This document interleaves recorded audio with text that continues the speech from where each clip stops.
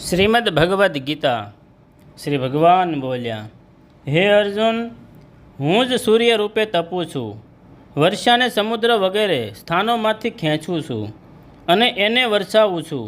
હે અર્જુન, હું જ અમૃત અને મૃત્યુ છું તથા સત અસત પણ હું જ છું. ત્રણેય વેદોમાં વિધ્યાન કરાયેલા, સકામ કર્મોને કરનારા, સોમરસ પીનારા, પાપ વિનાના માણસો મને યજ્ઞો દ્વારા પૂજીને સર્વજ્ઞની પ્રાપ્તિ ઈચ્છે છે.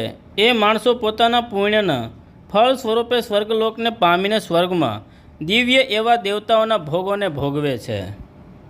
તેઓ એ વિશાળ સ્વર્ગલોકને ભોગવીને પુણ્ય ક્ષીણ થતાં મૃત્યુલોકમાં પાછા આવે છે. આ રીતે ત્રણેય વેદોમાં કહેલા સ્વર્ગની પ્રાપ્તિના સાધનભૂત સકામ કર્મોનો આશ્રય લેનાર તેમજ ભોગોને ઈચ્છતા માણસો વારંવાર આગમનને પામે છે.